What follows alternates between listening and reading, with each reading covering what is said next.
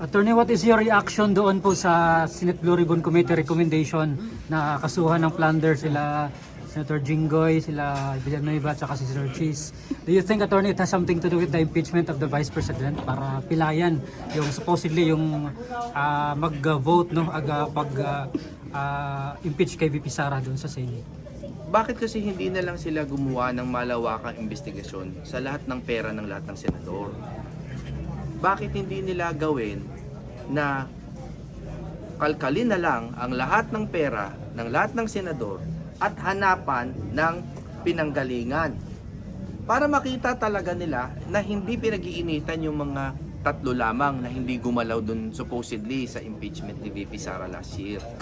'Di ba? Kasi hindi ko sinasabi na tama yung sinabi ninyo na politika lang yung kay Cheese, kay Joel, pero kay Jinggoy. No? Pero tama si Miriam Defensor Santiago noong araw na sabi niya, Lord, bigyan nyo lang ako ng isa pang buhay para isa-isa kong imbestigahin ang salin ng mga ito.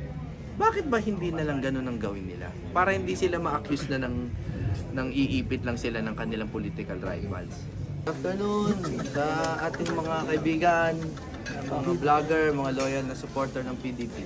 Attorney, mensahe lang po sa yun nga bago-bago lamang na balita na pumanaw yung kapatid ni dating Pangulong Duterte. No, ito naman po ay talagang bahagi ng buhay, it's the circle of life, no? So ang una ko naisip siyempre ay pray for the soul of Sir Bong Duterte.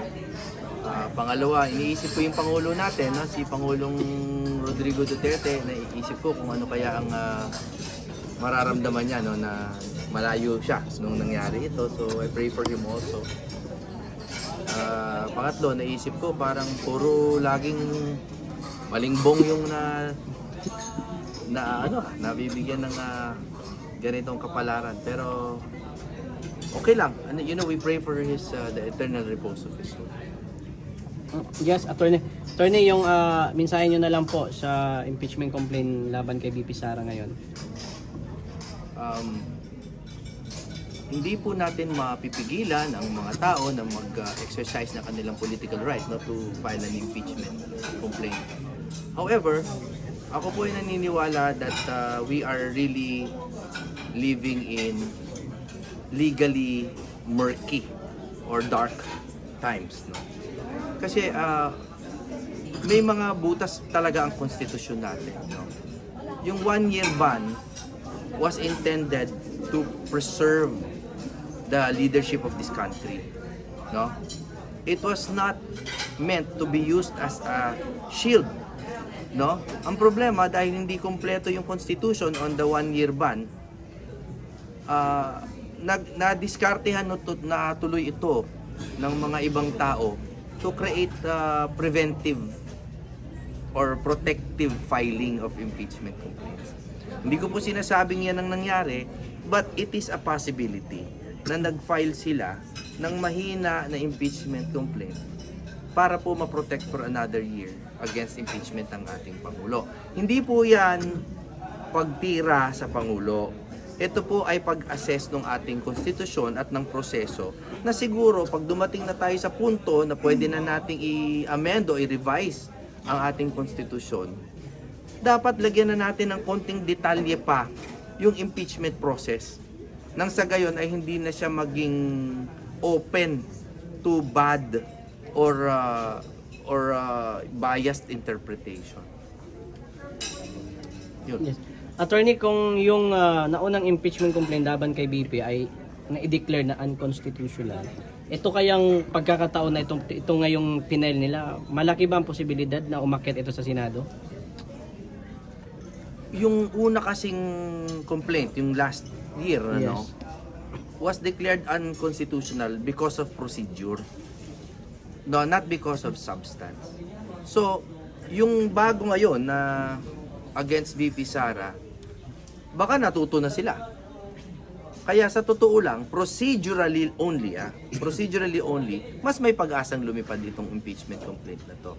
Pero in terms of substance, ako po ay naniniwala, no, unless they invent or make up crimes against the Vice President, hindi talaga pwedeng lumipad yan unless our politicians have gotten so corrupt na talagang mag-iimbento na sila ng krimen laban kay VP Sara.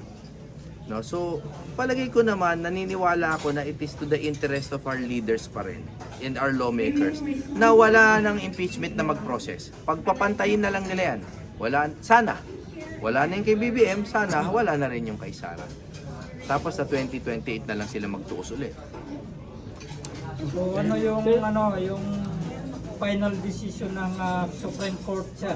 Pagkatapos nag-file pa rin sila Wala po tayong magagawa doon kasi yung last year nga, as I said earlier, yung last year na final nila was declared unconstitutional because of the process, procedurally, hindi substantive, no?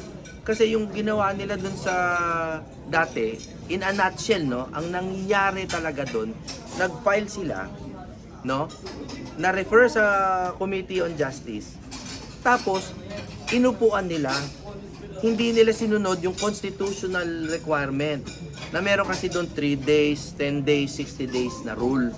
Basahin nyo na lang po sa konstitusyon, no? Sa accountability of public officers. Merong 3 days, 10 days, 60 days na rule doon, hindi po sinunod ng Kongreso nung nasa committee na. So, napanis, deemed na na-file na. Now, nung dumating yung 2nd, 3rd, and 4th, ang gusto nila i-consolidate yung 2, 3, and 4 dun sa nauna. Ang bagong gatas po, kahit ihalo mo yan sa panis na gatas, panis lahat. Yun po yung desisyon. So, procedural ang desisyon ng Supreme Court. So ibig sabihin, attorney, yung bagong ipinahal nila, hindi kasama doon sa Hindi kasali final doon. na decision Yung ng bagong Supreme final Court. nila, tapos na yung 1-year ban, February 6, ano? So, eto, procedurally, baka itama na nila yung procedure nila. So, baka natuto na sila. Pero tulad nga ng sinasabi ko, procedurally, pwedeng maging tama na sila. Pero sa substance, naniniwala po ako na wala silang mahahanap na substance dun sa mga pinafile laban kay VP Sara. Kasi po talagang wala naman pong kahit anong evidence of culpable violation of the Constitution, betrayal of public trust, other high crimes, di ba? Bribery, graft, wala naman. Yung naman, yung impeachment na ipinahal kay PBBM, so hindi man lang nag-iinit sa Congress. Hindi man lang nag-iinit. Yun nga yung sinasabi ko kanina na kailangan talaga nating bisitahin ulit ang konstitusyon natin. Dahil yung 1-year ban, naaabuso. Ginagawa nila, naglalabas sila, baka lang naglalabas sila ng preemptive na mga complaint. Meaning, magpa-file sila, pero mahina. Naintindihan nyo, no? Pag nag-file sila, tapos mahina, tapos ma-dismiss, o di 1 year nang hindi ulit pwede mag-file laban sa Pangulo. So, nagiging proteksyon yung 1-year ban nung ini-impeach na opisyal. So, hindi po maganda.